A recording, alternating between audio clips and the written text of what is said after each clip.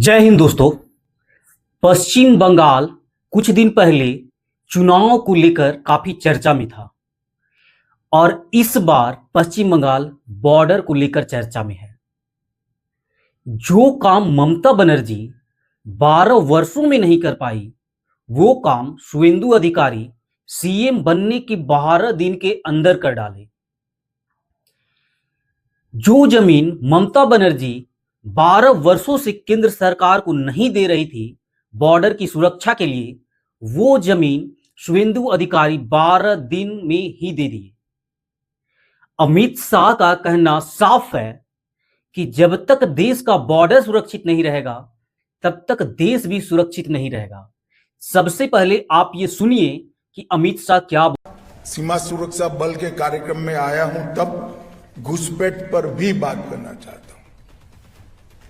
भारत सरकार ने ये तय किया है कि हम न केवल घुसपैठ को रोकेंगे, एक एक घुसपैठिए को चुन चुन कर देश के बाहर निकालेंगे और हमारी जनसांख्यिकी में अकृत्रिम बदलाव नहीं होने देंगे। ये जो जनसांख्यिकी का बदलाव करने का षड्यंत्र है, इसको सीमा सुरक्षा बल ने रोकना है।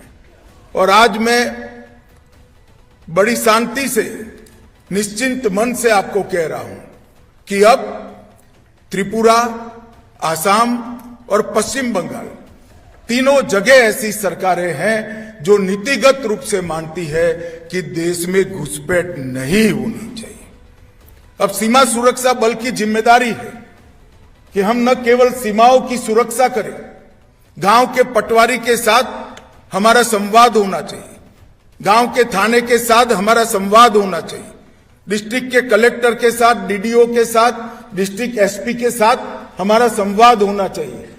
कौन नया घुसपैठिया आया है, क्या रूट है, कहां से तस्करी हो रही है, कहां से गौ तस्करी हो रही है, ये सारे रूटों को चुन चुन कर बंद करना, समाप्त करना, ये बीएसएफ की जिम्मेदारी है। जैसा कि आपने अमित शाह को सुना, अमित शाह ने साफ कहा कि बॉर्डर की सुरक्षा तो बढ़ाई ही जाएगी, बॉर्डर की फेंसिंग तो की ही जाएगी, बॉर्डर की इंफ्रास्ट्रक्चर तो बढ़ाई ही जाएगी, मगर साथ साथ जो भारत में घुसपैठ किए हैं, जो भारत में गलत मंसूबे से आए हैं, उन्हें चुन चुन कर बाहर किया जाए। और ये सही भी है, बाहर करना भी चाहिए, क्योंकि ये दिमक की तरह भारत को खत्म करने का कोशिश करते हैं। भारत की जमीन पे रह गई, भारत को अन्न को खाकर भारत के खिलाफ साजिशें करते हैं और इन्हें कोई नहीं, भारत के लोग ही जगह देते हैं। जैसे पश्चिम बंगाल के मुख्यमंत्री ममता बनर्जी ने बंगाल में काफी बांग्लादेशी को जगह दिया है और यह जगह अपने फायदे के लिए दिया गया था कि चुनाव में कहीं ना कहीं इन सब का वोटर लिस्ट में नाम देकर एकदम चुनाव जब लड़े तो इन सब से वोट लेकर हम फिर से चुनाव जीत जाए। मगर हुआ इस बार उल्टा, सारे लोग एक हुए और ममता बनर्जी का ये चाल को समझ लिए। हिंदू हो, सिख हो, ईसाई हो, सब ने एकजुट होकर बीजेपी को वोट दिया और बंगाल में परिवर्तन देखना चाहा। और साथ ही साथ वो लोग जो बाहर से घुसपैठ किए हैं, वो काफी टेंशन में आ गए हैं कि अब मेरा क्या होगा। अपना बोरिया बिस्तरा लेकर अपना देश जाने की तैयारी कर चुके हैं। साथ ही साथ वो लोग जो भारत में रहकर, भारत का खाकर भारत विरोधी बातें बोलते थे, उन्हें भी जेल में डालने का काम किया जा रहा है। शुवेंदु अधिकारी आते ही सीएए लागू करने की बात की है। उन्होंने कहा कि वैसे नागरिक जो बांग्लादेश, पाकिस्तान या अफगानिस्तान जैसे देश में हिंदू और अल्पसंख्यक पीड़ित किए जा रहे हैं, वो भारत में आकर रह सकते हैं, मगर जो नागरिक घुसपैठी बनकर आए हैं, उन्हें भारत से बाहर जाना ही होगा और इन्हें जाना ही चाहिए। जब बात देश हित का हो तो सारे भारतीय एक साथ खड़े होंगे, या वो हिंदू हो, या वो मुस्लिम हो, या वो सिख हो, या वो ईसाई हो।